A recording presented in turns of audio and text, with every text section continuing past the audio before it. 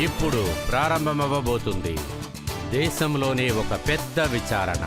మీ ఆప్కి అదాలత్లో రజత్ శర్మ గారితో.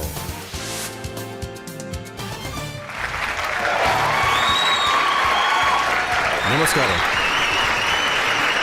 Thank you. మీ ఆప్కి అదాలత్కి మిమ్మల్ని స్వాగతిస్తున్నాను. ఆప్కి అదాలత్లో ఇవాల్టి అతిథి ఎలాంటి నేత అంటే ఆమె ధైర్యంతో, తన సాహసంతో, తన మాటలతో ఎప్పుడూ చర్చల్లో ఇరుక్కుంటూ ఉంటారు. ఎలాంటి విషయాన్నైనా గట్టిగా వాదించగలరు.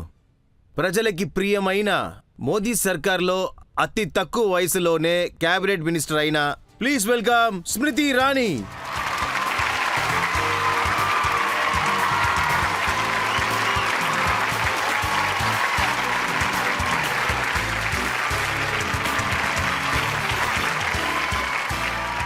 మీ ఆప్కి అదాలత్లో ఈరోజు ఎపిసోడ్లో మొదటి ఆరోపణ మొదలుపెట్టక ముందు ఈరోజు జడ్జ్, సీనియర్ ఎడిటర్ అజయ్ ఉపాధ్యాయ గారిని స్వాగతిస్తున్నాం. ఆయన దగ్గర అనుమతి తీసుకుందాం. మీరు విచారణ ప్రారంభించవచ్చు. మేడం గారిని చూసి మనం ప్రశ్నలు అడగడానికి ముందు స్మృతి ఇరానీ గారి గురించి మనం తెలుసుకుందాం. చాలా interesting career.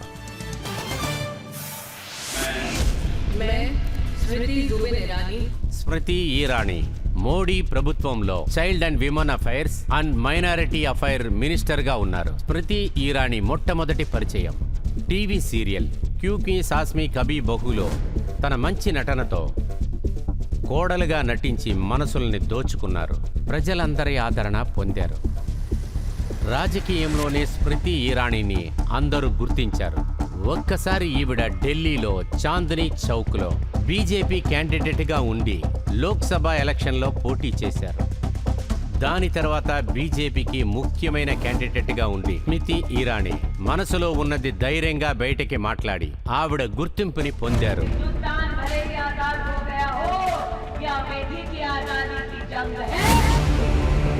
Smriti Irani రాజ్యసభకి member అయ్యారు. మోదీ ప్రభుత్వంలో తన చిన్న వయసులోనే క్యాబినెట్ మినిస్టర్ అయ్యారు. పోయినసారి జరిగిన లోక్సభ ఎలక్షన్లో స్మృతి ఇరానీ 40 సంవత్సరాలుగా కాంగ్రెస్ కుటుంబానికి చెందిన ముఖ్యమైన సీటుని అమేథీలో రాహుల్ గాంధీ గారిని ఓడించి అందరినీ ఆశ్చర్యపరిచారు. ఈ రోజుకి కూడా ఈ దేశంలో ఎక్కడ ఎలక్షన్స్ జరిగినా అప్పుడు Smriti Irani BJP star campaign గా వెళ్లి ఆవిడ ప్రసంగాన్ని ప్రసంగిస్తారు.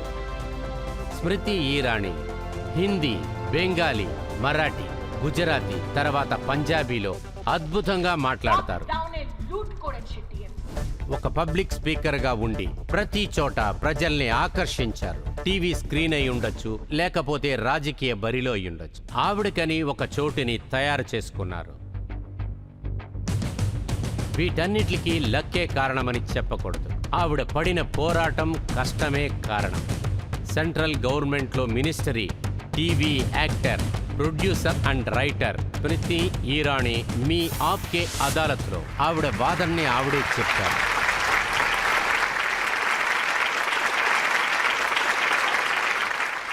మేడం, మీకని ఎన్నో అవతారాలున్నాయి, కానీ 8 సంవత్సరాలు మీరు ప్రజలు మనసులు దోచుకున్నారు తులసి క్యారెక్టర్లో. ఈ రోజుకి ప్రజలు మర్చిపోలేదు. ఈరోజు చెప్పాలంటే మిమ్మల్ని మిస్ చేస్తున్నారు. మీరు కూడా మిస్ అవుతున్నారా? రజత్ సార్, నేను ఇంట్లో పిల్లల్ని చూసుకోలేకపోయాను, అందుకని కోడలు రోల్ చేయలేకపోయా.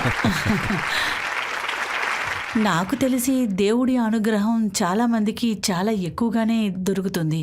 అది కూడా చెప్పాలంటే వాళ్ళు పుట్టిన కుటుంబంలో ఒక 200 రూపాయలు కూడా దొరకదు. అది కూడా ఆడపిల్లగా పుడితే అందరూ గుచ్చి కూడా మాట్లాడతారు. అయ్యో, అమ్మాయి పుట్టిందని కూడా అంటారు. తినకి పెళ్లి చేసి పెట్టాలి, ఇంకేం చేస్తుందంటారు. ఇలా గాయపడిన అమ్మాయి ఒకరోజు ఇండియన్ పాలిటిక్స్లో, అది కూడా దేశపు మీడియాలో భాగం పంచుకోవడం స్టార్ట్ చేసిందంటే దీన్ని చూసి ఆడవాళ్ళు గర్వపడాలి. ఇదేదో నేను గర్వంతో చెప్పటం లేదు, అందరు ఆడవాళ్ళకి దక్కిన గౌరవం చెప్తున్నాను. ఈ రోజు మా దగ్గర ఛాలెంజ్ చేస్తుంటే ఇండియాలో ఉన్న ఆడవాళ్లు, అది కూడా చాలా సాధారణమైన ఆడవాళ్లు, నాలాగా సాధారణంగా పనిచేస్తున్నారు, చాలా ఎక్కువ హార్డ్ వర్క్ చేస్తున్నారు. వాళ్ళకు కూడా దేవుడి దయ దొరుకుతూనే ఉంది.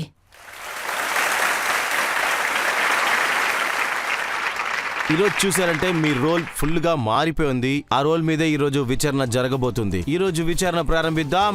ఆప్కి అదాలత్ లో మొదటి ఆరోపణ స్మృతి ఇరానీ మీద.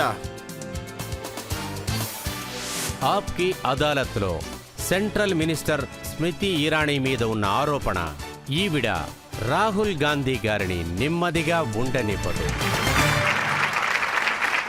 మేడం, కాంగ్రెస్ పార్టీ వాళ్ళు ఏమంటున్నారంటే రాహుల్ కి ఎక్కువగా ఇబ్బందులు కలిగించే వాళ్ళు మీరేనని. రీసెంట్ గా ఆయన చెప్పిందొచ్చి ఆయన వచ్చి లండన్ లో ఉన్నప్పుడు కొన్ని విషయాలు చెప్పాడు. దాన్ని పట్టుకుని మీరు మర్యాద లేకుండా స్టేట్మెంట్ ఇచ్చారంట నా కదా. దేశపు భద్రత కోసం నేను అపీల్ చేస్తున్నాను. నా దేశం కోసం నేను ఒక విషయం చెప్తున్నాను.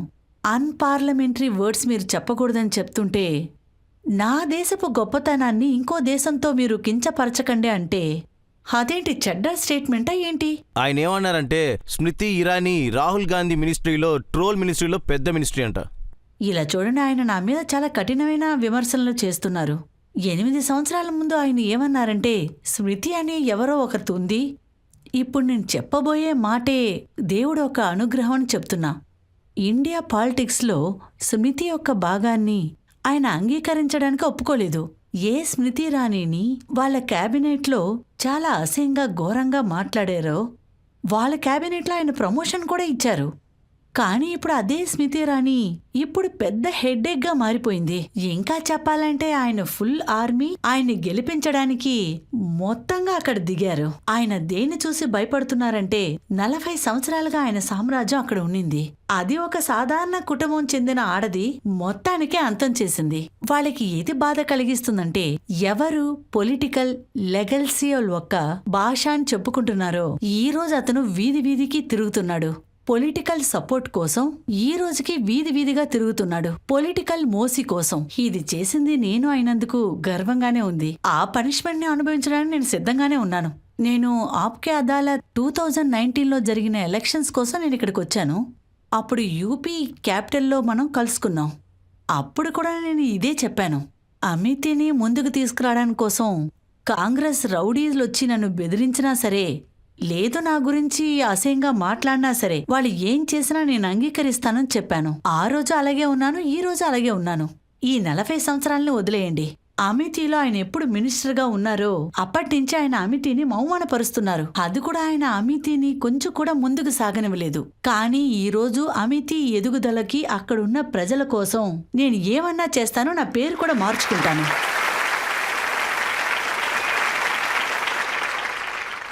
కానీ మేడం, ఇప్పుడు విషయం మీ దాకా వచ్చి ఆగిపోలేదు. మీరు లండన్కి వెళ్ళి మాట్లాడుతున్నారు కదా, అక్కడ కూడా సమస్యలు సృష్టిస్తున్నారు. నాకు తెలిసి ఎంతమంది ఇండియన్స్ ఇక్కడ కూర్చున్నారో. ఇక్కడ యువకులున్నారు, సీనియర్ సిటిజన్స్ ఉన్నారు, లేడీస్ కూడా ఉన్నారు. నేను మీ దగ్గర ఒక ప్రశ్న అడగాలనుకుంటున్నాను. కుటుంబంలో గొడవలు రావటం అనేది సహజమే. కానీ మనం ఏమంటాం? కుటుంబంలో వచ్చే గొడవ మనమ్మ మనకి చెప్తుందా ఏంటి? కుటుంబంలో జరిగిన గొడవలు బయటికి చెప్పమని, మన దేశం గురించి నీచంగా మాట్లాడని ఎవరైనా పంపిస్తున్నారా ఏంటి? దీనికి ఎవరైనా సమాధానం చెప్పగలరా? ఈ రోజు నేను ఆప్కి అదాలత్లో ప్రజల దగ్గర అడుగుతాను. మీ దేశంలో డెమోక్రసీ చనిపోయిందా ఏంటి? ఇప్పుడు కూడా 5 సంవత్సరాలకు ఒకసారి మీరు ఎలక్షన్లో వెళ్ళి ఓటు వేసి మీకు నచ్చిన గవర్నమెంట్నే కదా సెలెక్ట్ చేసుకుంటున్నారు. మీరు రూలింగ్ పార్టీకి ఓటు వేయకుండా అపోజిషన్ పార్టీకి ఓటు వేసినా సరే మీరు ఖచ్చితంగా వెయ్యొచ్చు అనే స్వతంత్రం మీకు ఉందా లేదా? మీరు ఇంతమంది కూర్చున్నారు. నేను మీ దగ్గర అడుగుతాను. ఈ రోజు వరకు మోడీ సార్ నాకు మీరు ఓటు వేశారా లేదా అన్నది కూడా ఆయన అడిగింది లేదు. కానీ ఆయన రోడ్డు వేశారే, దాని మీద ఓటు వేయనివాడు కూడా నడుస్తూ వెళ్తున్నాడు కదా. టాయిలెట్స్ కూడా కట్టించారు. దేశం ఒక్క 110 మిలియన్ కుటుంబాలకి. అందులో ముఖ్యంగా ఆడవాళ్లు కష్టపడకూడదనే కదా. అది సరే, నరేంద్ర మోడీ గవర్నమెంట్ ఎవరి దగ్గరైనా వచ్చి చెప్పిందా మీరు తామర పువ్వుకి ఓటు వేస్తేనే వెళ్ళొచ్చని చెప్తున్నారా? ఇక్కడ ఉన్న అందరి ఇండియన్స్ దగ్గర నేను అడగాలనుకుంటున్నాను. మీకు నరేంద్ర మోడీ మీద కొంచెమైనా కంప్లైంట్స్ ఉన్నా సరే మీరు ఇండియాని విభజించండి అని అరుస్తారా? ఇండియాని విభజించండి అని ఎవరు అరుస్తారో వాళ్ళకి మీరు సపోర్ట్ చేస్తారా? మన దేశంలో సపోర్ట్ చేయలేదని బయట ఊరికి వెళ్ళి అరుస్తున్నారు. మనకి ఇక్కడ యూనివర్సిటీలో మాట్లాడడానికి హక్కు లేదు, అందుకని ఆయన కేంబ్రిడ్జ్కి వెళ్తున్నారు. మనమే దీనికి అంతటికీ సాక్ష్యం. 2021లో ఒక స్కూలుకి వెళ్ళి ఆయన చాలా మోసంగా మాట్లాడారు. మాట్లాడారా లేదా? మేమందరం కూడా సాక్ష్యానికి ఉన్నాం. 2016లో జేఎన్యూకి వెళ్లి ఇండియా ముక్కలవ్వాలని అరిసినప్పుడు ఈయన వెళ్లి సపోర్ట్ చేశారు. చేశారా లేదా? సారీ రజత్ సార్, ఈ న్యాయస్థానంలో ప్రజలే నిర్ణయించుకోవాలి. ఈ రాహుల్ గాంధీకి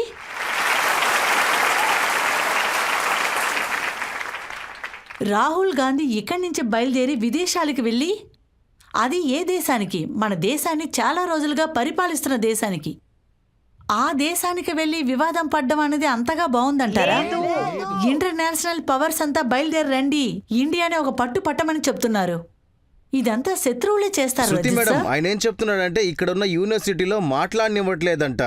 పార్లమెంట్లో ఇండియాని ముక్కలు చేయమని మాట్లాడేసే పార్లమెంట్లో కదా కూడా వచ్చారు. మాట్లాడనివ్వట్లేదంట. వివాదం చేసి వచ్చారు రజిత్ సార్. ఆయన పార్లమెంట్ లో నడుచుకున్న విధానం చూడండి రజిత్ సార్. ఈ కుటుంబానికి చెందిన వాళ్ళని సెలెక్ట్ చేసి మరి పార్లమెంట్ కి పంపిస్తున్నారు. ఈ రాహుల్ గాంధీ అందరి ముందు ఓపెన్ గానే మాట్లాడుతున్నారు. అందరినీ చంపి పడేయమంటున్నారు. నేను గాంధీ కుటుంబాన్ని కూడా నిందిస్తున్నాను. వాళ్ళ కాంగ్రెస్ పార్టీకి చెందిన మనుషులే ఒకడు ఓపెన్ గా మాట్లాడాడు, 4-5 చంపేమని. ఎవరిని చంపమన్నారని నేను ఇక్కడ ఓపెన్ గా మాట్లాడాలనుకోవటం లేదు. గాంధీ కుటుంబం చెందిన వాళ్ళు సెలెక్ట్ చేసి మరి ఇక్కడ పంపించారు. వీళ్ళందరూ సాక్ష్యంగా ఇక్కడ కూర్చున్నారు. దేశం ఒక్క వైస్ ప్రెసిడెంట్ చైర్మన్ గా ఉన్నారు రాజ్యసభలో. మన దేశంలో ఎప్పుడు ఇలా? ఇక్కడున్న యువతల దగ్గర నేను అడుగుతాను. టేబుల్లో నుంచొని వైస్ ప్రెసిడెంట్ చైర్లో బుక్స్ని విసిరి కొడుతున్నారు, పేపర్స్ని విసిరి కొడుతున్నారు. Is vice president of India, speaker of the house. ఆయన మన ఒక్క స్పీకర్, బీజేపీ స్పీకర్ కాదు. Of the house of the people. Who are the people? అది మీరే. మీ ఒక్క పని వాళ్ళగానే మేము వెళ్ళి అక్కడ కూర్చుంటున్నాం. మేం మీకు పనివాళ్ళం. మీ ఒక్క పని వాళ్ళు ఉన్నారు కదా, వీళ్ళు లోక్సభలో వెళ్ళి కూర్చుంటారు. అక్కడికి వెళ్ళి కూర్చొని రాహుల్ గాంధీ, సోనియా అడ్వైస్తో మీరు అక్కడున్న పేపర్లన్నీ చించి పడేస్తారా? స్పీకర్ ఫేస్ మీద విసిరి కొడతారా? ప్రజలు దీన్ని అంగీకరిస్తారా? అంగీకరించరు. ఆయన ఏం చెప్తున్నారంటే మాట్లాడడానికి అనుమతించలేదని మాట్లాడేటప్పుడు చెప్తున్నారు. మైక్ ఆపేస్తున్నారని సార్, అక్కడ చెప్తున్నారు. మైకే లేదు. మైక్ ఎక్కడి నుంచి ఆఫ్ చేస్తారు?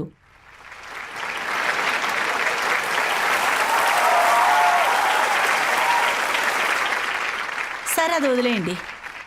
సార్, మీలో ఎంతమంది కాంగ్రెస్ ఒక ప్రెస్ కాన్ఫరెన్స్ని మీరు చూశారు? అక్కడ మాట్లాడడానికి కూడా అసిస్టెంట్స్ కావాలి. అది కాకుండా ఇంకో విషయం కూడా ఉంది. కావాలంటే మీరే వెళ్ళి చూడండి వాళ్ళ ప్రవర్తనని. వాళ్ళు ఏం చెప్పారో తెలుసా? Unfortunate member of parliament. వాళ్ళ మెంబర్ ఆఫ్ పార్లమెంటుగా ఉండడమే పాపం అని అనుకుంటున్నారంట.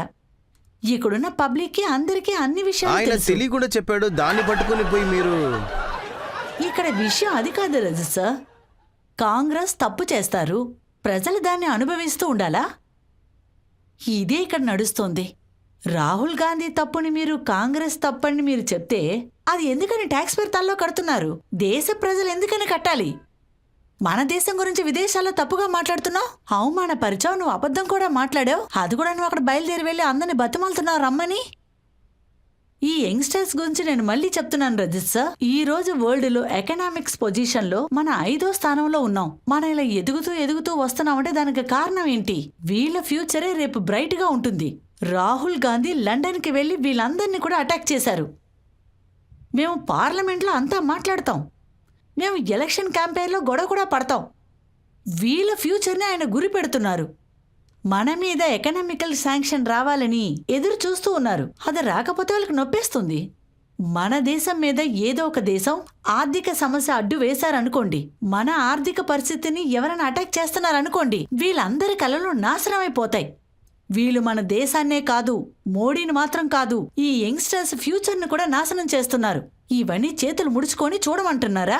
ఈ దేశమే చెప్తుంది కదా. ఈ క్యాబినెట్ అనేది కొన్ని మంది మినిస్టర్లు వెళ్ళి అక్కడ కూర్చున్నారు అంతే. కానీ ఆ క్యాబినెట్సే మన దేశపు జెండాని పైన ఎగరనిస్తున్నారు. మన దేశం యొక్క 3 రంగుల జెండా ఉందే, అది ఉట్టినే గాల్లో ఎగరటం లేదు. దానికోసం చాలా మంది ప్రాణత్యాగం చేశారు. కానీ నేను కాంగ్రెస్ లీడర్ మల్లికార్జున్ ఖార్గే స్టేట్మెంట్ చూశాను. ఆయన ఏమన్నారంటే రాహుల్ క్షమాపణ అడగడని. కాంగ్రెస్లో ఈ గాంధీ కుటుంబం ఉంది కదా, చాలా వాళ్ళ అహంభావం చెందిన వాళ్ళు. అలాంటి ఒక సర్టిఫికేట్ని మల్లికార్జున్ ఖార్గేని ఇచ్చేశారు. ఆయన ఒక 2-3 విషయాలు చెప్పారు. చెప్పండి. అంటే పిఎం మోదీ ఎప్పుడు చైనాకి వెళ్లారో అక్కడ ఆయన మాట్లాడిన మాటలు ఏంటంటే ప్రజలు ఇండియాలో పుట్టిందే అవమానంగా అనుకుంటున్నారని. మ్మ్. పిఎం గారు ఎప్పుడు సౌత్ కొరియాకి వెళ్లారో అప్పుడు ఇండియాలో పుట్టింది చాలా పెద్ద పాపం అని ఇండియా ప్రజలు చెప్తున్నారని అక్కడ చెప్పారు. ఆయన చెప్పింది మోదీ విదేశాలకు వెళ్లి అలా మాట్లాడుతున్నాడంటే రాహుల్ గాంధీ మాట్లాడే దాంట్లో ఏం అది తప్పుందని. సరే, నరేంద్ర మోడీ ఎప్పుడన్నా దీని గురించి చెప్పారా? అదేంటంటే డెమోక్రసీ ఇండియాలో ఎప్పుడైనా అంతమైపోయిందని చెప్పారా? చెప్పలేదు కదా. లేదంటే నరేంద్ర మోడీ ఇదన్నా చెప్పారా? అదేంటంటే డెమోక్రటిక్ ఫ్రేమ్వర్క్ ఇండియాలో అంతమైపోయిందని చెప్పారా? అలా చెప్పనే లేదు. నేను ఈరోజు మల్లికార్జున ఖార్గేని ఇక్కడ ప్రజలే కూర్చొని ఉన్నారు, వాళ్ళ ముందే చెప్తాను. నన్ను మీరు పిలిచారంటే చక్కగా ఇక్కడ వచ్చి కూర్చుంటాను. మీరు ఒకటి చెయ్యండి రజిత్ సార్, రాహుల్ గాంధీని పిలండి, ఆయన అలాగే పారిపోతారు.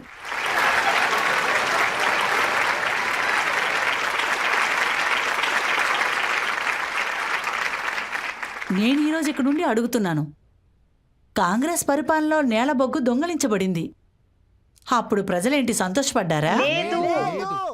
కామన్వెల్త్లో కన్ఫ్యూజ్ జరిగినప్పుడు యంగ్స్టర్స్ అంతా అక్కడికి వెళ్ళినప్పుడు నేరుగా అక్కడి నుంచి మీ కళ్ళ ముందే ఆ స్టేడియం ముందే విరిగి కింద పడింది. అప్పుడు యంగ్స్టర్స్ అంతా సంతోషంగా ఉన్నారా? లేదు. ఇప్పుడు మళ్ళీ నేను తిరిగి అడుగుతున్నాను, 2014 ముందు అసలు కాంగ్రెస్ ఇక్కడ ఏం చేస్తూ ఉంది? ఇది మన దేశానికే కాదు, విదేశానికి కూడా తెలుసు. India has a bleak future. అది కూడా మన దేశంలోనే. అమితి నుంచి ఒకడొచ్చి మన దగ్గర ఎందుకు చెప్పాడు? అక్క, 2014కు ముందే ఈ ఇటాలీ ఎకనామికల్ ఉందే అది 5లో ఉన్నింది. తర్వాత ఇండియన్ ఎకనామికల్ ఉందే అది 8, 9, 10లో ఉన్నింది.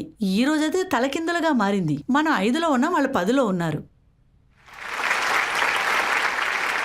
వాళ్ళేం చెప్తున్నారంటే బీజేపీ వాళ్ళు దేశభక్తిని నేర్పించాల్సిన అవసరం లేదని. మా గాంధీ కుటుంబంలో ఇందిరాగారు త్యాగం చేశారు, రాజీవ్ గాంధీ గారు ప్రాణాలు త్యాగం ఈ చేశారు. కార్గేవ్ ఏం చేశారు? వాళ్ళు కావాలని ఏమైనా ప్రాణత్యాగం చేశాడా ఏంటి? లేదు లేదు. లేదు, ఒక్క నిమిషం, ఇది చాలా పెద్ద నింద. ఇప్పుడు కార్గే సార్ ఏం చెప్పాలనుకుంటున్నారు? వీళ్ళందరూ కావాలని association of the prime minister Rajat sir, ఇదే చాలా చాలా పెద్ద విషయం. ఆయన ఏమంటున్నారంటే ఈ కుటుంబ సభ్యులు దేశాని కోసం త్యాగం చేశారని, ఇందిరాజీ రాజీవ్ గాంధీని త్యాగం చేశారని. అది కాక కానీ మీ కుటుంబం నుంచి ఒక కుక్క కూడా చనిపోలేదంట. ఇక్కడ ఎంతమంది కూర్చొని ఉన్నారు? మిలిటరీకి చెందిన కుటుంబం కూడా ఉండుంటారు. మిలిటరీకి చెందిన వాళ్ళు ఎవరైనా ఉన్నారా? మా ఇంట్లో వాళ్ళు ఎవరైనా త్యాగం చేశారు, అందువల్ల మీలో ఎవరైనా పీఎం చేయండి అని అడుగుతున్నారా? ఇక్కడ ఎంతమంది మిలిటరీ కుటుంబానికి చెందిన వాళ్ళు ఉన్నారో మీరే చూడండి. కార్గే సార్ వీళ్ళని గుర్తిస్తున్నారా ఏంటి? ఇక్కడున్న చాలామంది చెప్తున్నారే మేము మిలిటరీ కుటుంబానికి చెందిన వాళ్ళం, కానీ కాంగ్రెస్ కాదని చెప్తున్నారు. కానీ కార్గే వీళ్ళేమైనా తిడుతున్నారా ఏంటి? నేను మీ ముందు ఆధారాన్ని పెట్టాను. వీళ్ళని కుక్క అంటున్నారా, మమ్మల్ని కుక్క అంటున్నారా? ఈ విషయాన్ని ఆయన దగ్గరే అడగాలి. వెళ్ళండి, పోయి అడగండి. వాళ్ళు మాట్లాడే భాషని చూడండి. ఆడియన్స్లో కూర్చున్నారు కదా, వీళ్ళందరూ ఎవరు? అదేంటంటే వీళ్ళ పేరుకు వెనకతల గాంధీ అనే పేరు లేకపోతే వీళ్ళ త్యాగానికంతా అర్థమే లేదా ఏంటి? అద్భుతంగా చెప్పారు. ఉండండి, ఇంకో ప్రశ్న కూడా అడుగుతాను. ఇక్కడ చిన్నపిల్లలు చాలా మంది ఉన్నారు. మిమ్మల్ని బిడ్డలనే చెప్తాను. మీ దగ్గర ఎవరైనా వచ్చి చెప్తారు మీరు మీ దేశం కోసం ఏమన్నా చెయ్యండి అని చెప్పారంటే మీలో ఎంతమంది దానికైనా ఒక రేటు మాట్లాడతారు? ఎవరు లేరు. ఇదే ఒక కొత్త భారతం రజత్ సార్. అది ఎవరు? మల్లికార్జున్ ఖార్గే. అతనికైనా సరే, రాహుల్ గాంధీకైనా సరే ఇవన్నీ కంటికే కనిపించవే. వీళ్లే మన దేశం ఒక్క ఆధారం అని చెప్పండి. 25 సంవత్సరాల తర్వాత మనం చూడబోయే భారతం వీళ్లే. అది అభివృద్ధి చెందేదంతా వీళ్ల చేతుల్లోనే ఉంది.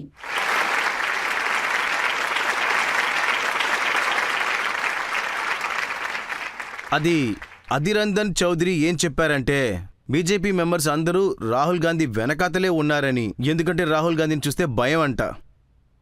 నేనొచ్చి ఈరోజు బీజేపీకి ఒక సాధారణ మెంబర్గా ఉండడం వల్ల ఇది చెప్తున్నా. మీరు నా దగ్గర పొలిటికల్గా మాట్లాడితే రజిత్ సార్, నేనే కాదు ఇక్కడ ఉన్న వాళ్ళందరూ చెప్తారు రాహుల్ గాంధీయే ఇక్కడ మెయిన్ స్పీకర్గా ఉన్నారని. ఆయన ఇదే విధంగా అయినా మాట్లాడిని, లేదా ఇంకా కూడా మాట్లాడిని, కానీ ఈ విధంగా మాట్లాడుతున్నారు కదా. నేను ఏమంటున్నానంటే ఆప్కే అదాలత్లో ఎవరూ కూర్చోవద్దు. అదే విధంగానే ఇక్కడ జడ్జి సీట్లో కూడా ఎవరూ కూర్చోవద్దు. ఇద్దరు క్లర్కులొద్దు, ఇక్కడ కావాల్సింది కెమెరామెన్ రజత్ సార్ ఇంకా రాహుల్ గాంధీ. మీరు అతని దగ్గర ఒకే ఒక ప్రశ్నని అడగండి. ఒక పాయింట్ నుంచి ఇంకో పాయింట్ని అడగండి. పాయింట్ నంబర్ 1, దేశంలో కరోనా సమస్య వచ్చినప్పుడు ఇండియాలోనే మంచి మెడిసిన్స్ తయారు చేస్తున్నా అది యూజ్ చేయమని చెప్పకుండా విదేశాల నుంచి మెడిసిన్స్ కొనమని ఆయన ఇబ్బంది పెట్టారు. ఎందుకని అడగండి. నెక్స్ట్ ఆయన దగ్గర అడగాల్సింది, దేశం ఒక్క పిఎంఏ చెప్తున్నారు అందరూ రండి అని, మేం మీ అందరికీ డిజిటల్ ఫైనాన్షియల్ ట్రాన్సాక్షన్ నేర్పిస్తామని అందరినీ పిలుస్తున్నారు. అప్పుడు ఇదే రాహుల్ గాంధీ మన ఇండియా ప్రజల్ని చాలా చండాలంగా మాట్లాడారు. ఈ ప్రజలందరికీ ఫోన్ ఆపరేటింగ్ కూడా తెలియదన్నారు. ఇది ప్రజల్ని కించపరచడం కాదా? ఈ రోజు మీరే చూడండి, మన యూపీఐ ఒక్క ట్రాన్సాక్షన్ మీరు గమనించండి, ఆశ్చర్యాన్ని కలిగిస్తుంది. 125 లక్షల కోట్లకు ట్రాన్సాక్షన్ జరుగుతుంది. ఇండియాలో పెద్ద పెద్ద సిటీల్లో జరగటం లేదు, గ్రామాల్లోనే దీన్ని ఉపయోగిస్తూ వస్తున్నారు.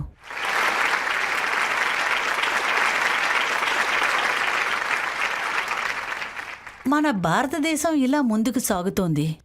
ఇవన్నీ ఎందుకు రాహుల్ గాంధీకి కడుపు మండిపోతుంది? ఎందుకు కడుపు మండుతుందో నేను చెప్తాను. 2014కు ముందు చిన్నవాళ్ళకి తెలీదు, పెద్దవాళ్ళకే తెలుసు. ఒక పేదవాడు వచ్చి బ్యాంక్ అకౌంట్ని ఓపెన్ చేయాలంటే బ్యాంక్ తలుపులు వాళ్ళ కోసం తెరిచే ఉండవు. ఎందుకంటే వాళ్ళ దగ్గర పేపర్ ఉండదు, మినిమం బ్యాలెన్స్ ఉండదు.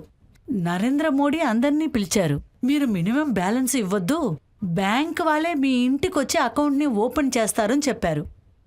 సరేనా? 480 మిలియన్ బ్యాంక్ అకౌంట్స్ ఓపెన్ అయ్యాయి. సరేనా? 48 మిలియన్ బ్యాంక్ అకౌంట్స్ ఓపెన్ అయ్యాయి కదా, 48 కరోడ్. అప్పుడు ఇండియా ఖజానా నుంచి డైరెక్ట్గా అమౌంట్ అకౌంట్స్కి వెళ్ళాయి. 28 లక్షల కోట్లకు పైగా వెళ్ళాయి డైరెక్ట్గా పేదవాళ్ళ అకౌంట్కి. ఇప్పుడు ఈ ప్రశ్నని మీకే వదిలేస్తాను. ఈ బ్యాంక్ అకౌంట్ లేకుండా ఉండుంటే 28 లక్షల కోట్లు ఎక్కడికి వెళ్ళుంటాయి? కాంగ్రెస్ ఒక సమస్య ఇదే. కానీ వాళ్ళు ఏమంటున్నారంటే ఇదంతా జరుగుతుంది కదా, ఇదంతా అదానిని కాపాడడానికే మీరు చేస్తున్నారంట, వాళ్ళ పేరు పార్లమెంట్లో రాకూడదని మీరు ఆపుతున్నారంట. ఇలా చూడండి, వాళ్ళ లీడర్ ఒకళ్ళు పంజాబ్లో ఇలా చెప్పారు, అరే మీరు అంబానీని వదిలేయండి, మోడీని చంపేయండి అని. ఇందులో విశేషం ఏంటంటే రాహుల్ గాంధీ కాదనలేదు.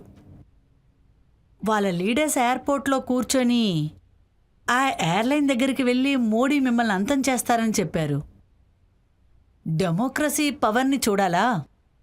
మీరు సెలెక్ట్ చేసిన పిఎం ఓపెన్గానే చంపాలని వీళ్ళు కాంగ్రెస్ మాట్లాడుకొని తిరిగారు. కానీ మీ పిఎం వింటూ నవ్వుకుంటూనే పనిచేసుకుంటూ ఉన్నారు. అంతేకాదు, మీ పిఎం ఒక చనిపోయిన తల్లిని, చనిపోయిన తండ్రిని అన్యాయంగా మాట్లాడి ఘోరంగా ఏళన చేశారు. 100 సంవత్సరాల్లో వాళ్ళు చనిపోయారు. ఆ తర్వాత కాంగ్రెస్ ఏం చేశారు? నేనిక్కడ ఆ ప్రశ్నను అడుగుతున్నాను. చాలామంది బాయ్స్ అండ్ గర్ల్స్ కూర్చున్నారు. మీ నాన్నగారిని ఎవరన్నా తిడితే, మీ అమ్మను కూడా తిడితే మీలో ఎవరు మౌనంగా కూర్చుంటారు? కానీ మోడీ సైలెంట్గా ఉన్నారు. ఎందుకంటే ఆయన దేశపు సేవకుడు. ఎందుకంటే అవమానం అనే విషయాన్ని అతను డైలీ తాగుతున్నాడు. ఇంకా చెప్పాలంటే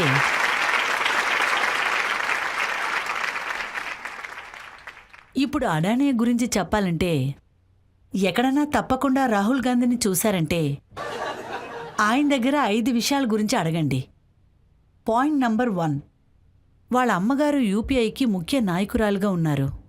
అప్పుడు వాళ్ళ గవర్నమెంటే కదా అడానీకి 72 lakhs crores ఎక్స్టెండ్ చేసి ఇచ్చారు.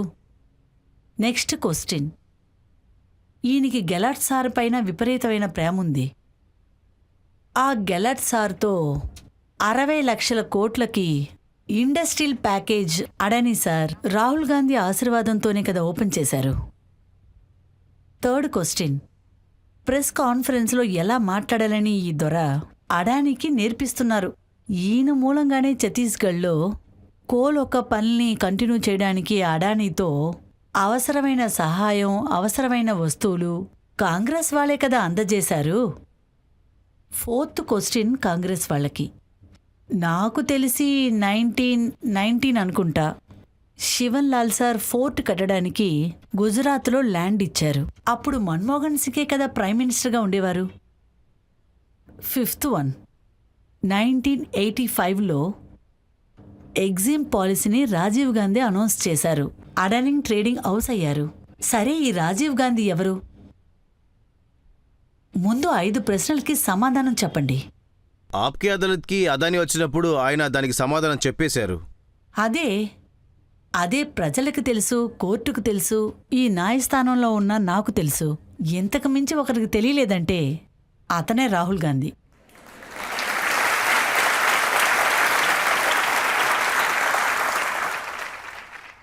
తర్వాత ఇదొచ్చి ఒక కాంగ్రెస్ లీడర్ రాశారు. కాస్త కరుణ చూపించండి మేడం, కాస్త ఊపిరి ఆడనివ్వు. కాంగ్రెస్ వాళ్ళు రాశారా? రాహుల్ రెండో గాయాన్ని తట్టుకుంటాడు, కానీ మొదటి గాయాన్ని ఆరనివ్వండి.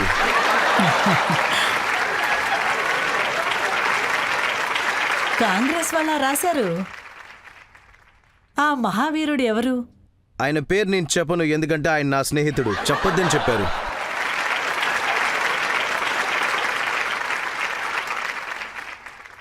అడిగినందుకు సంతోషంగా ఉంది. ఈ 9 సంవత్సరాల పాలిటిక్స్లో నన్ను గాయపరచొద్దని ఒకడు ఏడుస్తున్నాడు. అయినా కూడా రాహుల్ గాంధీ అర్థం చేసుకోరు. మీరు కరుణ చూపించరు.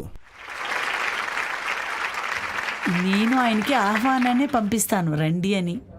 కొద్ది రోజులు అగతిలో జీవించి చూడండి, తెలుస్తుంది. ఇప్పుడు ఒక చిన్న బ్రేక్ తీసుకుందాం. బ్రేక్ తర్వాత మీ ఆప్కే అదాలత్లో స్మృతి ఇరానీ దగ్గర మరెన్నో ప్రశ్నలు, సమాధానాలు. కేజ్రీవాల్ అంటున్నారు మనీష్ సిసోడియాని మీరు జైల్లోంచి అసలు బయటికి రానివ్వరంట కదా. ఆయన జైల్లో పెట్టి చూపించమని కేజ్రీవాలే కదా అన్నారు. జైలు గురించి మాట్లాడాలంటే మనీష్ సిసోడియాని వదిలేయండి, సత్యంగిని చూడండి, గంభీరంగా జైల్లో జీవిస్తున్నారు. Welcome back. ఆప్కే అదాలత్లో ఈ రోజు అతిథి స్మృతి ఇరానీ దగ్గర ఎన్నో ప్రశ్నలు అడుగుతున్నాం, అన్నిటికీ సమాధానాలు చెప్తున్నారు. ఇప్పుడు మరో ఆరోపణ. ఆప్కి అదాలత్లో సెంట్రల్ మినిస్టర్ స్మృతి ఇరానీ మీద ఉన్న ఆరోపణ, ఈవిడ గవర్నమెంటు అపోజిషన్ పార్టీని బ్రతకనివ్వటం లేదు. మేడం, ఈ విషయంలో అపోజిషన్ పార్టీ వాళ్ళంతా ఒకటిగా ఉన్నారు. అందరూ ఏమంటున్నారంటే సిబిఐ, ఈడీ, ఇన్కమ్ ట్యాక్స్ వాళ్ళందరూ మా గొంతుని గట్టిగా పట్టుకున్నారని, బతకనివ్వని అంటున్నారు. సోనియా గాంధీ కానివ్వండి, రాహుల్ గాంధీ కానివ్వండి, తేజస్వి యాదవ్, మనీష్ సిసోడియా అందరూ ఒకటే అంటున్నారు, ఈడీ, సిబిఐ గొంతు పట్టుకుంటున్నారంట. రజత్ సార్, నేను ఒక నార్మల్గా అడుగుతాను. ఒక మినిస్టర్ ఉండేవారు, కౌడం తర్వాత రైల్వేలో చాలా తిల్లుములు చేశారు. ఈ తిల్లుములులో 600 కోట్ల రూపాయలు అక్కడెక్కడ పోయింది. ఈజ్ ఫాల్స్ ఆఫ్ కరప్షన్, దొరికిపోయారు. 600 కోట్లని చెప్తున్నారే, ఇది ఎవరిది? అన్నింటికీ మా దగ్గర లెక్కలున్నాయి. ప్రజల ఒక్క సొమ్ముని ఇలా దొంగతనం చేశారు, ప్రజల ఒక్క సొమ్ముని ఇలా కొల్లగొట్టారు. జైల్లోనే పెట్టాలని ప్రజలే చెప్తున్నారు కదా. కానీ ఇందులో ఒక విషయం ఉంది. అదేంటంటే ఈ మినిస్టర్స్ని వేసి జైల్లో పెట్టాలంటే, వాళ్ళని కూర్చోపెట్టాలంటే కూడా దానికి లీగల్ ప్రాసెస్ ఉంది. దానికి నేనే కాదు, ఎవరు కూడా తలదూర్చలేరు. ప్రజల వల్ల కూడా కాదు, వాళ్ళ ఒక్క డెమోక్రసీ పవరే ఇదే. మీరు ఇన్వెస్టిగేటింగ్ ప్రాసెస్, జ్యుడిషియల్ ప్రాసెస్ని పూర్తిగా ముగించాలి. ఇప్పుడు అపోజిషన్ ఏం చెప్తుంది? ఇప్పుడు ఈ ప్రాసెస్ని స్లోగా చేయండి అని.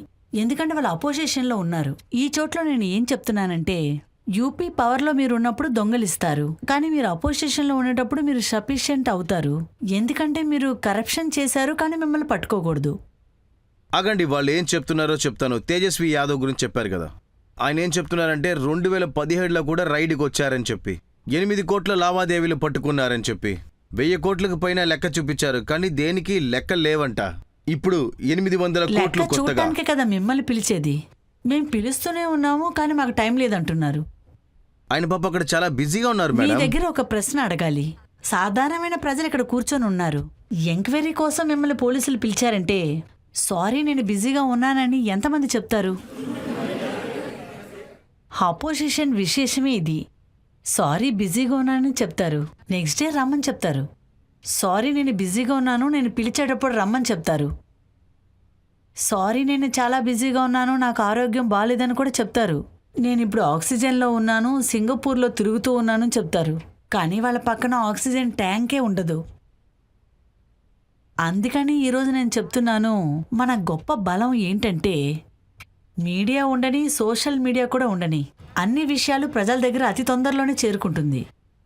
లేదు, ఆయన ఏం చెప్తున్నారంటే ఈడీ 121 కేసులు అందరి మీద వేశారంట.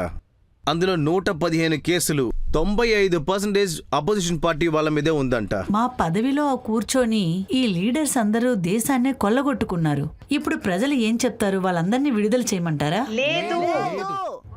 అందుకనే మోడీ వీళ్ళని పట్టుకొని ఎందుకు సఫిగేట్ చేయాలి?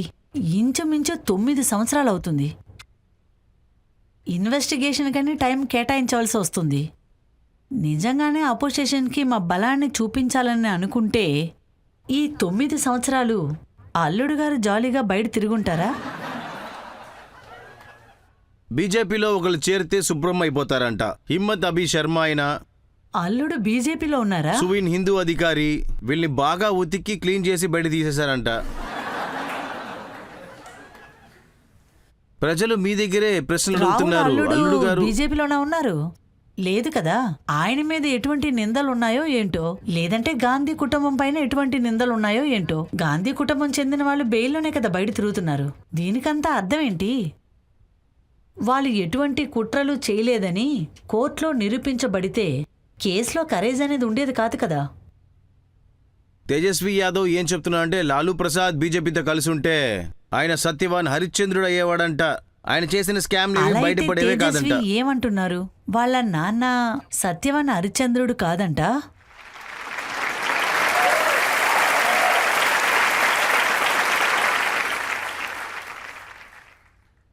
ఇదే కదా ఆయన చెప్పాలనుకుంటున్నారు.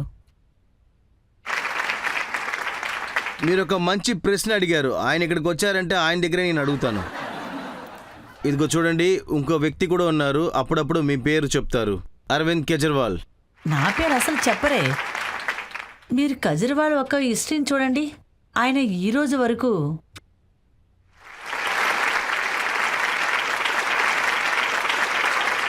ఆయన ఏమంటున్నారంటే మనీష్ సిసోడియా మీద కేసు వేస్తూనే ఉంటున్నారని, ఆయన బయటికే నిన్న ఢిల్లీలో రానివ్వట్లేదని. కూర్చొని ఆయనే చెప్పారు సిసోడియా గురించి నాతో మాట్లాడకండి అని. అవునవును, నిన్న మాట్లాడారు. హా. చెత్త గురించి మాట్లాడింది, కానీ మనీష్ గురించి మాత్రం మాట్లాడొద్దని ఆయన ఆయన చెప్తున్నారు. పాలిటిక్స్ గురించి మాట్లాడిందే లేదు, చెత్త గురించే మాట్లాడతారు.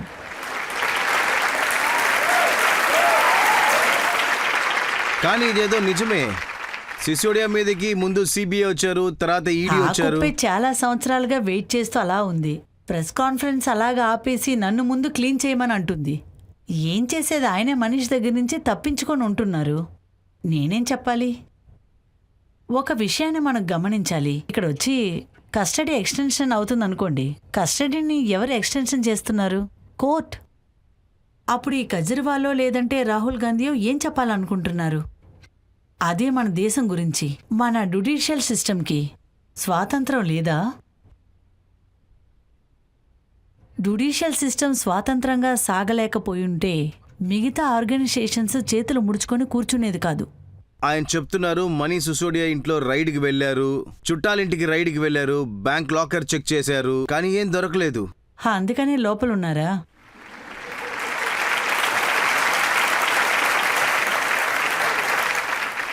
ఈ విషయాన్నంతా తీసుకొని వాళ్ళకు కోర్టుకు వెళ్ళుంటారు. కానీ కోర్టు ఏదో చూసింది, అది మనకి తెలీదు.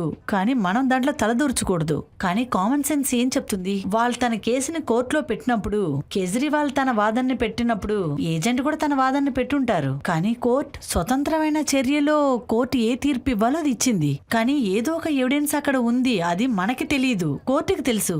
కేజ్రీవాల్ అంటున్నారు మనీష్ సిసోడియాని మీరు జైల్లోంచి అసలు బయటికి రానివ్వరంట కదా. ధైర్యం ఉంటే జైల్లో పెట్టమని చెప్పి కేజ్రీవాలే కదా చెప్పారు. ఏజెన్సీ వాళ్ళ కోరికని నెరవేరుస్తున్నారు. ఇప్పుడు ఏజెన్సీ మీద కోపం వస్తుంది. జైలు గురించి మాట్లాడాలంటే సిసోడియాని వదిలేయండి. సత్యంజయ్ని చూడండి, గంభీరంగా జైల్లో జీవిస్తున్నారు. నాకొక విషయం బాగా అర్థమైంది.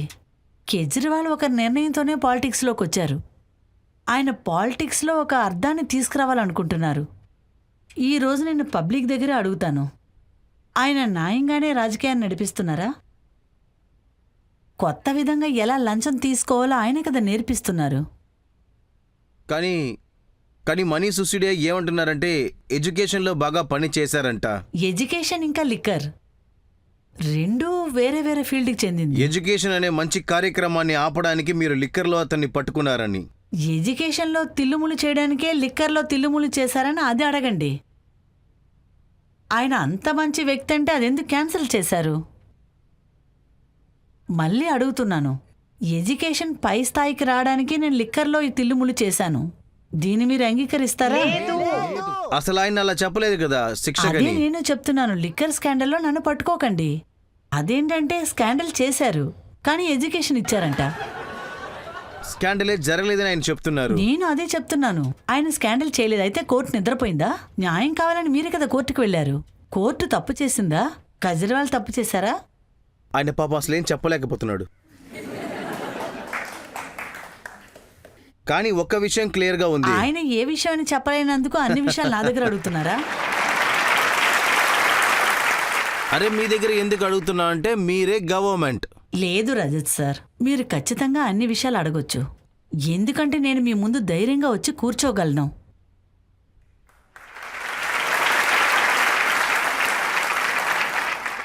ఏ ఇద్దరు గురించి అయితే మీరు ధైర్యంగా అడుగుతున్నారో, ఆడియన్స్ గురించి నాకు పెద్దగా ఏం తెలీదు. ఈ యంగ్స్టర్స్ కూడా నాకు తెలియనే తెలీదు ఎక్కడి నుంచి వచ్చారని. కానీ ఆప్కే అదాలత్ని యంగ్స్టర్స్ ముందు మీరు నడిపించి చూపించాలి. అందులో ఈ కేజ్రీవాల్, ఆమ్ ఆద్మీయోడ మెంబర్స్ అందరూ పాల్గొనాలి. వాళ్ళని కూర్చోబెట్టి ఆప్కే అదాలత్ని నడిపించండి. నేను అందరి ముందే చేస్తున్నాను. మీరు నడిపిస్తున్నారు, మీరు పిలుస్తున్నారు కానీ వాళ్ళు రారు. ఇప్పుడు ఒక చిన్న బ్రేక్ తీసుకుందాం. బ్రేక్ తర్వాత మీ ఆప్కే అదాలత్లో ఎన్నో ప్రశ్నలు సమాధానాలతో కలుద్దాం. మన దేశం రాజకీయ ప్రకారంగా చూశారంటే ఒక కుటుంబం రాజకీయాన్ని నడిపించడానికి ఈ దేశాన్ని వాళ్ళే విడగొట్టారు. నేను డైరెక్ట్ గానే నిందిస్తున్నాను. మతం పేరులో ఈ దేశాన్ని విడగొట్టారు.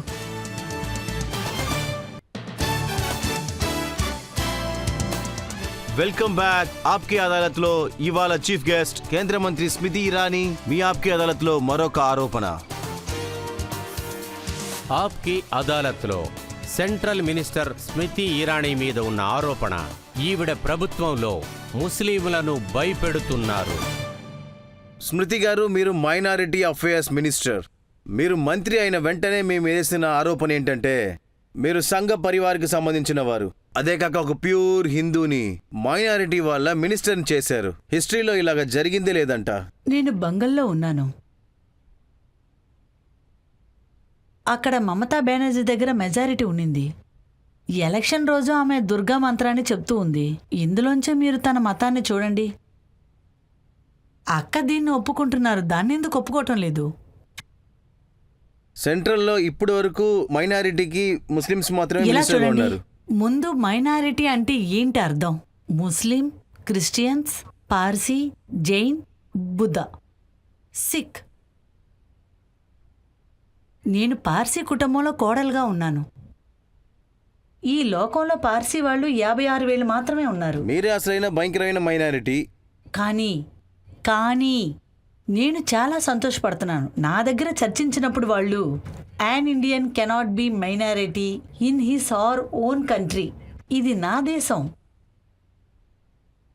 ఇందులో మెజారిటీగా ఇండియన్స్ ఉన్నారు. ఇక్కడ ఇండియన్స్ని చాలా తక్కువ చేసి మాట్లాడుతున్నారు. ఎందుకని? నేనొచ్చి నా ఒక్క దేశం ఒక్క కళాచారాన్ని బట్టి నేను మీతో మాట్లాడగలను. నేను ఎడ్యుకేషన్ మినిస్టర్గా ఉన్నాను. ఐఐటి కౌన్సిల్ కూడా జరిగింది. ఆ రోజు ఐఐటి కౌన్సిల్లో మొదటి చైర్పర్సన్గా ఇండియాలో నిర్ణయించబడ్డారు. ఆమె పేరు టెసీ థామస్.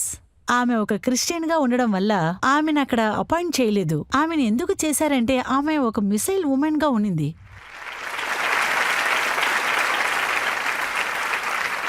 సరే గాని మీలో ఎంతమందికి అబ్దుల్ కలాం అంటే ఇష్టం? ఆయన్ని ప్రెసిడెంట్గా ఎవరు తీసుకొచ్చారు? భారతీయ జనతా పార్టీ కదా తీసుకొచ్చారు. మీరు నన్ను తప్పుపడుతున్నారు. నేను ఒక హిందూగా ఉంటూ మైనారిటీకి మినిస్టర్గా ఉన్నానంటున్నారు. అదంతా చాలామంది ముస్లింలే ఉండేవారు. అందరు ఆఫీసర్సు ముస్లింగానే ఉండాలని మీరు నా మీద నింద మోపుతున్నారు. నేను ఆరోపణ వేయలేదండి, తృణమూల్ కాంగ్రెస్ ఎంపీ చెప్తున్నారు. వాళ్ళ మేడం ఆయనకి కంటికి కనిపించలేదా? కానీ నేను ఈరోజు ఒక విషయాన్ని చెప్తాను. ఈ మెజారిటీ మైనారిటీ విషయంలో రాహుల్ గాంధీ నా దగ్గర క్వశ్చన్గా అడిగారు, రాతపూర్వంగా. నేను ఆయనకి ప్రశ్న అడగడం నేర్పించాను. నేను మైనారిటీ అఫైర్ మినిస్టర్గా ఉంటూ ఆయన వైనాడు లోక్సభ చోట్లో నేను 295 ప్రాజెక్ట్స్ని చేశాను. నా అధికారం కిందనే. మరి రాహుల్ గాంధీ ఎందుకు చెప్తున్నాడు ఆయన కన్ఫ్యూజ్ భారతదేశంలో అయితే అది నా ప్రాబ్లమా ఏంటి?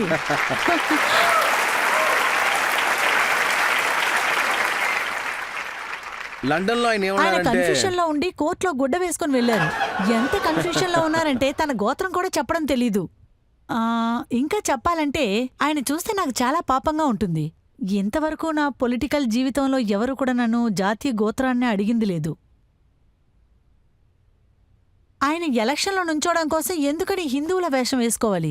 మీరు ఎవరైనా చెప్పారా, లేదంటే ఆయన దగ్గర ఆధారం అడిగారా? లేదు కదా. ఆయన ఈ ధర్మాన్ని ఇండియా పొలిటికల్లో రాజకీయ ఆయుధంగా దాన్ని యూజ్ చేస్తున్నారు. ఈ విషయంగా మీరు ఓఎస్ఎస్ఆర్ కూడా మీరు చెప్పాల్సి వస్తుంది. ఎందుకంటే ఆయన ఏం అది చెప్తున్నారంటే ఆయనకే తెలుసు. మిగతా దేశాల్లో ఒక హేట్ క్రైమ్ జరుగుతుందంట. గెడ్డోన్ తోపిని చూస్తేనే ప్రజల్ని చిత్తక బాధేస్తున్నారంట. ఓవైసీ గురించి చెప్పాలంటే నా గురించి ఒక స్టేట్మెంట్ ఇచ్చారు. 1వ క్లాస్ నుంచి 8వ క్లాస్ వరకు స్కాలర్షిప్ని ఆపేశారంట. 1 నుంచి 8 వరకు ఫ్రీ ఎడ్యుకేషన్ దొరుకుతుందంట దేశంలో. ఎడ్యుకేషనే ఫ్రీగా ఉంటున్నప్పుడు స్కాలర్షిప్ ఎందుకని? ఇక్కడ స్టూడెంట్స్ ఉన్నారు, అడగండి. మీరు కాంగ్రెస్ పీరియడ్లో మీరు అపీస్ అనే పేర్లో మైనారిటీ సెక్షన్లో 1 నుంచి 8 వరకు మీరు స్కాలర్షిప్ అని ఒకటి ఇచ్చారు. కానీ అది అవసరం లేదు, ఎడ్యుకేషనే ఫ్రీ కదా. నేను చెప్పేది ఏంటంటే అది ఇవ్వాల్సిన అవసరం లేదు. అందరికీ ఫ్రీ ఎడ్యుకేషనే కదా దొరుకుతుంది. అందుకని నేను మైనారిటీకి శత్రువు అని చెప్పారు. మీరు వాళ్ళ 40% బడ్జెట్ ని తగ్గించేశారంట కదా. 40% ఇస్తున్నాను, కానీ మీరు అది ఖర్చు పెట్టలేదు. ఖర్చు పెట్టాల్సిన దారి లేనప్పుడు నేను మీకెందుకు ఇవ్వాలి? అది ప్రజల ఒక్క డబ్బు సార్. ప్రజల డబ్బు పెట్టుకొని నేనేం చేస్తాను? అది నేను ఇచ్చేసి పొలిటికల్లో పేరు తెచ్చుకోవాలా? ఈరోజు మీరు చూసారంటే బడ్జెట్లో మనం అడుగుతున్నాం 150కి పైగా నర్సింగ్ కాలేజ్ వస్తున్నాయి, 150కి పైగా మెడికల్ కాలేజు వస్తున్నాయి.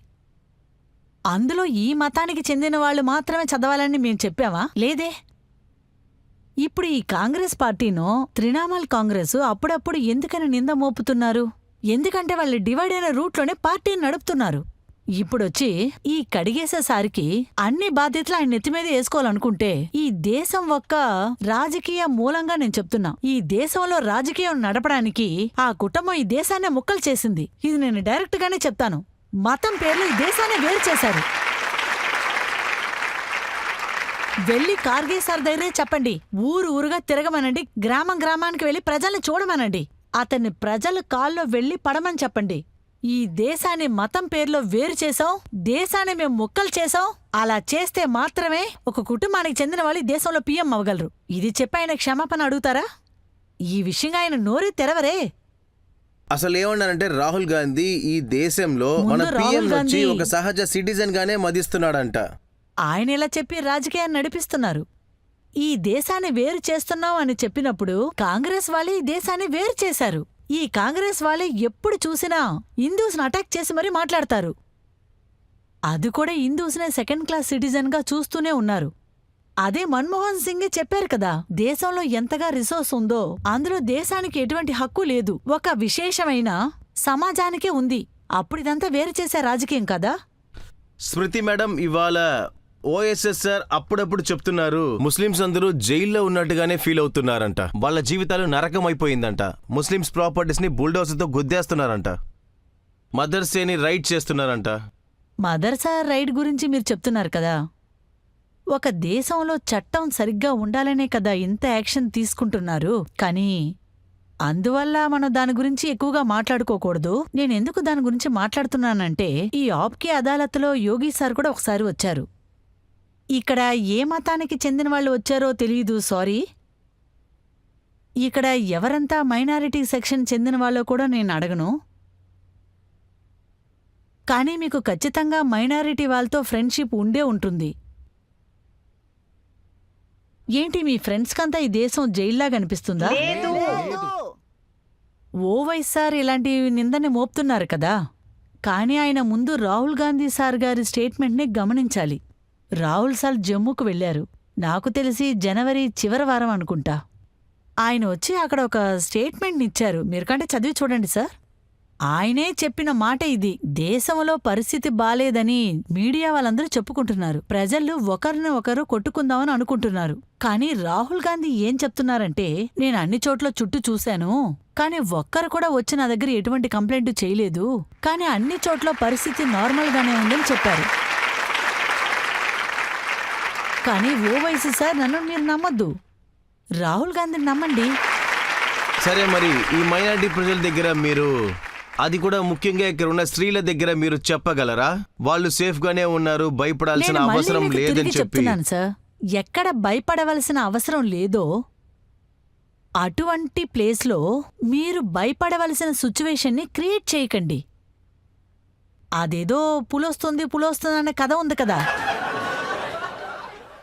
అదే ఈరోజు కాంగ్రెస్ పార్టీ వాళ్ళు చేస్తున్నారు. పులొస్తుంది అరుస్తున్నారు, అందుకనే అన్ని చోట్ల ఓడిపోతున్నారు. ఎందుకంటే వాళ్ళు భయపెట్టే రాజకీయాన్ని నడిపిస్తారు. మేము దేశం యొక్క ఎదుగుదలను చూపించే రాజకీయాన్ని చేస్తాం, అదే మాకు వాళ్ళకి తేడా. స్మృతి మేడం దగ్గర నా క్వశ్చన్ ఏంటంటే, మనం టీవీ ఛానల్ మూలంగా చాలా ఛానల్స్ని మనం చూస్తున్నాం, చాలా ఎక్కువ మంది లీడర్స్ గుడికి వెళ్తున్నారు, పూజల్ని కూడా చేస్తున్నారు. సడన్గా ఈ మార్పుని మీరు ఎలా చూస్తున్నారు? దీని గురించి మీరు ఏమంటారు? చెప్పాలంటే కాంగ్రెస్ వాళ్ళే ఈ నాటకాన్ని ఎక్కువ నడిపిస్తారు. 2019లో ఎలక్షన్ వచ్చినప్పుడు రోడ్డు మీద నమాజ్ చదివారు, తర్వాత విధానసభ ఎలక్షన్ వచ్చినప్పుడు గుడికి వెళ్ళి గంటను కొట్టారు. మీరు వచ్చి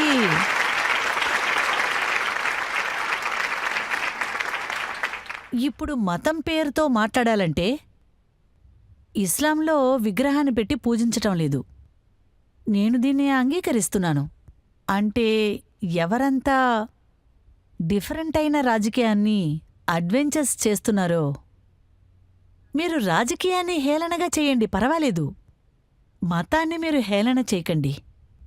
ఈరోజు మీ ముందొచ్చి కూర్చున్నాను, కానీ మీ అందరికీ నా గోత్రం ఏంటో ఖచ్చితంగా తెలీదు. కానీ రాహుల్ గాంధీ గోత్రాన్ని మీరు ఎవరన్నా అడిగి చూడండి, కానీ ఖచ్చితంగా ఎవరో ఒకరు చెప్పేస్తారు. కానీ మీ ప్రశ్న చాలా బావునింది, కానీ మీరు ఇది ఎలా ఆలోచించారు? ఇది ఎలా పుట్టిందంటే, ఎప్పుడంతా మనం చెప్పామో 3 కోట్ల మంది ప్రజలకి ఇల్లు కట్టడం, అప్పుడు మతం గురించి మాట్లాడతారు. ఎప్పుడు మేము వచ్చి 10 కోట్ల మందికి ఆయుష్ భారత్ ఇచ్చామని చెప్తామో అప్పుడు కూడా మతం గురించి మాట్లాడతారు.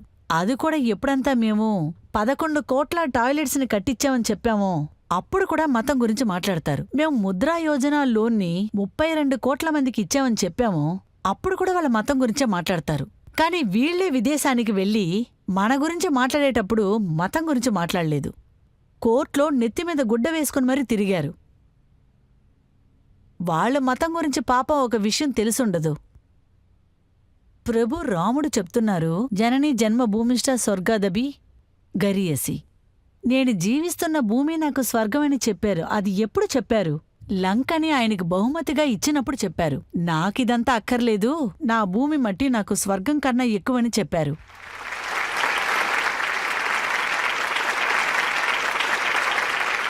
అందువల్ల ఎలక్షన్ వచ్చినప్పుడు మాత్రం వీళ్ళు హిందూ వేషం వేస్తున్నారే, వీళ్ళని శ్రీరాముడి చిన్న చిన్న మంత్రాన్ని గుర్తుపెట్టుకోమని చెప్పండి. అప్పుడే వీళ్ళు లండన్కి వెళ్లి మన దేశం గురించి తప్పుగా మాట్లాడరు. ఇప్పుడు రోబర్ట్ వడ్రాన్ కూడా రాముడి వాళ్ళు గుడి కోసం చెప్తున్నారా? డొనేషన్ ఇచ్చాడంట. ఇచ్చారా? ఆ, ఆయన ఫేస్బుక్ అకౌంట్లో రాసి అప్డేట్ చేశారు.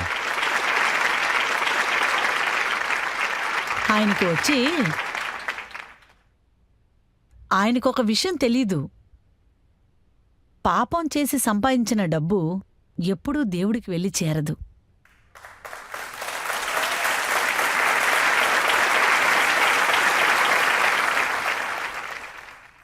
ప్రజలొచ్చి టీవీలో వెబ్వా ముఫ్తీని శివుడి గుడికి వెళ్ళి మాల వేసేది అందరూ చూశారు. అందుకనే ప్రజలు అడుగుతున్నారు, ఇక్కడ ఏం డెవలప్మెంట్ జరుగుతుందని అడుగుతున్నారు. అదే చెప్తారు కదా, మోదీ ఉంటే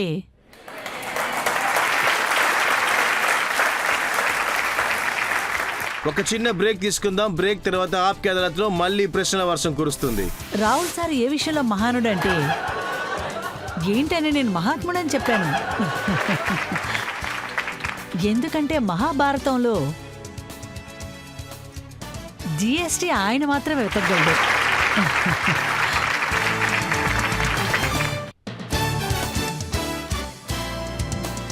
వెల్కమ్ బ్యాక్. ఈ రోజు ఆప్కే అదాలత్లో సెంట్రల్ మినిస్టర్ మీద ఒక ఆరోపణ జరుగుతుంది. ఇప్పుడు మీ ఆప్కే అదాలత్లో ఆరోపణ ప్రారంభిద్దాం. ఆప్కి అదాలత్లో సెంట్రల్ మినిస్టర్ స్మృతి ఇరానీ మీద ఉన్న ఆరోపణ, ఈవిడ అపోజిషన్ పార్టీ వాళ్ళని హేళనంగా మాట్లాడుతున్నారు. ఇదిగో చూడండి. ఒకటేంటంటే మీరు రాహుల్ గాంధీ సీటుని లాక్కున్నారు. ఒక నిమిషం, 40 ఏళ్ల దగ్గర నుంచి ఆయన నేను ఆయన దగ్గర దగ్గర ఉన్న తీసుకుందే లేదు. అమిటీ ఒక ప్రజలు నాకు ఇచ్చారు. కానీ మీరు ఆయన్ని చూసి పారిపోయాడు అంటున్నారు కదా. సరే, ఇప్పుడు నేను మర్యాదగానే చెప్తాను. నడుచుకుంటూ ఎక్కడికో వెళ్ళిపోయారు, అంతే కదా. అది కాకుండా చాలా పెద్ద విషయం మీరు ఏం చేశారంటే అతని ఫోటోని మీరు ఇన్స్టాగ్రామ్లో వేశారు. అది నేను ప్రజలకు చూపించాలనుకుంటున్నా. అదిగో చూడండి, ఆయన్ని తల కిందల మీరు ఫోటో వేశారు.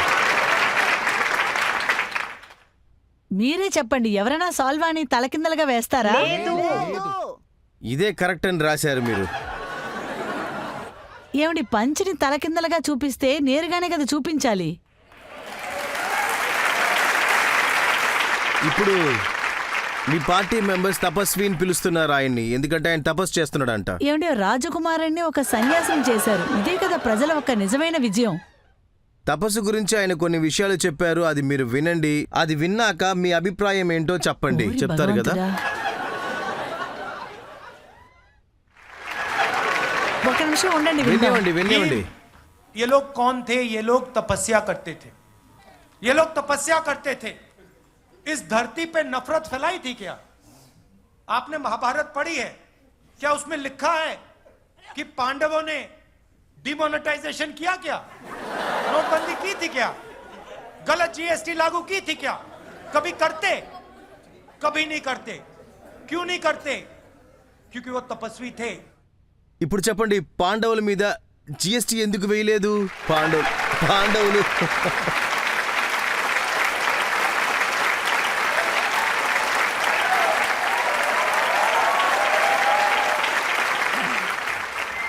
ఏంటండి ఇది? ప్రజలు నవ్వటం ఆపితే నేను ఒక విషయాన్ని చెప్తాను. అది ఏంటంటే రజత్ సార్, రాహుల్ సార్ ఎందుకు మహాత్ముడుగా ఉన్నారంటే, ఏమిటి నేను మహాత్ముడేగా చెప్తున్నాను. ఎందుకంటే మహాభారతంలో ఆయనేనండి జిఎస్టీని వెతకగలరు.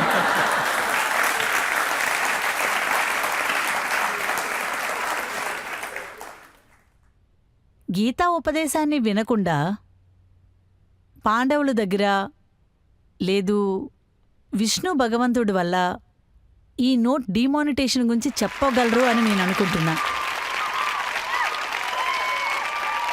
కానీ మీరందరూ నవ్వుతున్నారు. మీరు ఒక విషయాన్ని గమనించాలని నేను చెప్తున్నాను. ఎవరి క్లిప్పునైతే మీరిప్పుడు చూశారో అతను ఒక రాజకీయ కుటుంబంలో పుట్టి పెరిగారు. అదేంటంటే రాజకీయ రక్తం అతను ఒంటిలో ప్రవహిస్తుందని మనం నమ్మాలి. ఆ పొలిటికల్ లెగసీ ఐడెంటిఫికేషన్ అతను. అందువల్ల అతని గురించి మేమే కాదు, ప్రజలు కాదు, వాళ్ళ కుటుంబమే బాధపడాలి. పార్టీ కూడా బాధపడాలి. నేను ఒక విషయాన్ని మాత్రమే చెప్తాను, ఒకే ఒక విషయాన్ని చెప్తాను. అది పార్టీ కూడా అయి ఉండొచ్చు, ఆయన కుటుంబం కూడా అయి ఉండొచ్చు. లండన్లో ఆయన మాట్లాడిన మాటలు అది ఆయన ఒంట్లో ఉన్న విషాన్ని ఆయన కక్కినట్టు. ఇక్కడ ఆయన మాట్లాడింది చూడండి, ఇది ఆయనకి సొసైటీ మీద ఆయన చూపు ఎలా ఉన్నది అన్నది ఇది వివరంగానే చూపిస్తుంది. జెన్యూన్లీ నాకు కూడా బిడ్డలున్నారు, అందుకనే చెప్తున్నాను. మనం ఎవరూ బాధపడవలసిన అవసరం లేదు. వాళ్ళమ్మ ఖచ్చితంగా అతని గురించి బాధపడాలి. ఇప్పుడంతా మీరు చూసారంటే సోషల్ మీడియాలో ఇలాంటి విషయాలు చాలా ఎక్కువగా సంచలనం చేస్తున్నాయి. ఎక్కువగా మీ గురించే ట్రోల్స్ జరుగుతున్నాయి. మీ గ్యాస్ సిలిండర్ ఫోటో పెట్టి జరుగుతున్నాయి. గ్యాస్ ధర తగ్గిస్తానని మీరు చెప్పారు. నాకు తెలిసి కాంగ్రెస్ ఇంతగా పడిపోతుంది అని అనుకోలేదు. ఎందుకంటే కాంగ్రెస్ కమిటీలో ఎవరు నెక్స్ట్ నాయకుడుగా రావాలన్నది వాళ్ళలోనే ఎలక్షన్ నడిపిస్తున్నారు.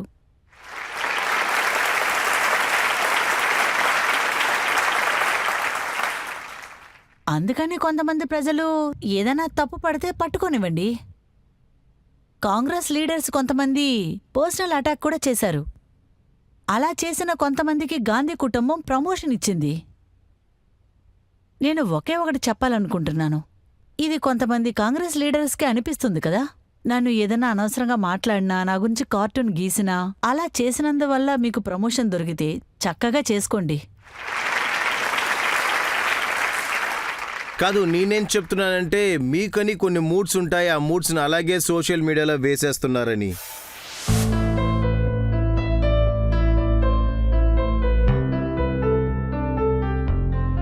మీకు ఒక ఫోటో చూపించాలనుకుంటున్నా. చిన్న వయసు ఫోటో, మళ్ళీ ఇప్పుడున్న ఫోటో, మీరు రెండు వేశారు కదా, అవి అందరూ చూద్దాం.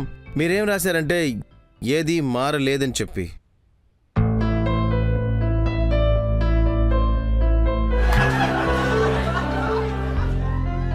అదే కోపం, అదే రియాక్షన్. నన్ను నేను హేళన చేసుకోవచ్చు కదా. Because I know I'm not political joke.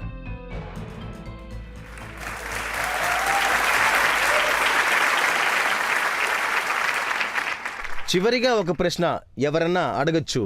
Madam, నేను ఒకే ఒక ప్రశ్న అడగాలనుకుంటున్నాను. వచ్చే లోక్సభ ఎలక్షన్లో అమితేనేంటి ప్రియాంక వాడ్రా మీకు ఆపోజిట్గా నుంచుంటున్నారని మేము విన్నాము. ఇది మీరు ఎలా చూస్తున్నారు? రాహుల్ గాంధీని కంపేర్ చేసి చూసేటప్పుడు మీకు ఎంతవరకు కష్టంగా ఉంటుంది? 2009లో వాళ్ళు బనారస్లో నిలబడతారని విన్నాను.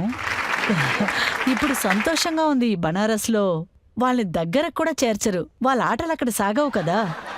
అందువల్ల బనారస్లో మోడీకి ముందు నిలబడి వాళ్ళు 100% విజయం సాధించలేరని వాళ్ళకి తెలుసు. ఇప్పుడు వాళ్ళు నేరుగా బయలుదేరి వచ్చి వాళ్ళ అమిటీలో నుంచుంటారంటే నుంచోని. 24లో బీజేపీ తరపున ఎవరు నుంచుంటారో నాకు తెలీదు. కానీ ఒక విషయం మాత్రం ఖచ్చితం, ఆ కుటుంబం నుంచి ఎవరొచ్చినా సరే ఓడించే అధికారం నాకు మాత్రమే ఉంది.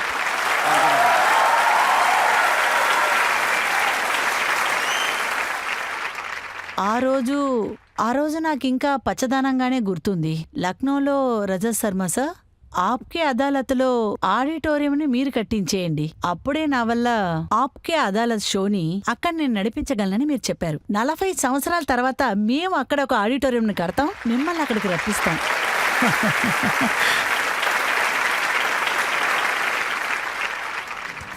ఇప్పుడు ఒక చిన్న బ్రేక్ తీసుకుందాం. బ్రేక్ అయిపోయిన తర్వాత మీ ఆప్కే అదాలత్లో జడ్జిమెంట్ ఏంటనేది విందాం. చిన్న బ్రేక్ తర్వాత.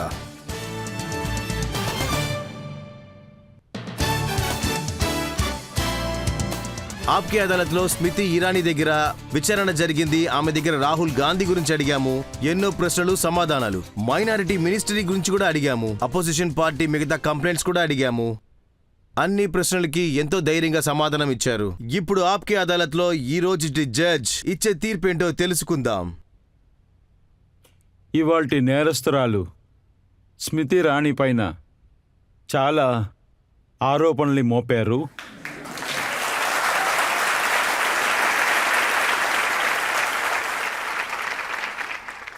ఆప్కి అదాలత్లో స్మృతి ఇరానీ చాలా అద్భుతంగా సమాధానం చెప్పారు. స్వతంత్ర భారతదేశం యొక్క ఆడవాళ్ల శక్తి అనేది చైతన్యమైనది, దానికి ఉదాహరణగా ఈవిడ ఉన్నారు. ఇంకా నాకు సంబంధించి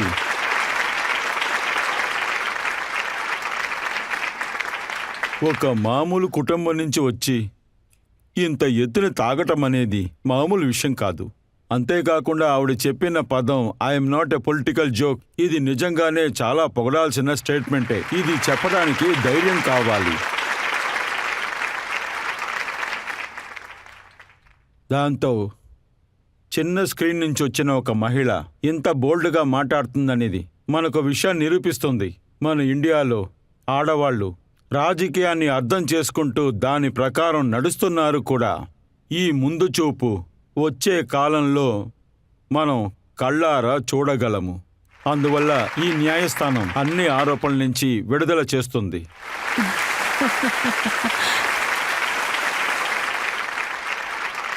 ఇలాగే స్మృతి ఇరానీ గారు మన దేశానికి ఎన్నో సేవలు చెయ్యాలని చెప్పి ప్రజల కష్టాలను కన్నీళ్లను ఆమె తొలగించాలని చెప్పి ఆప్కే అదాలత్ ఇంతటితో ముగిస్తుంది.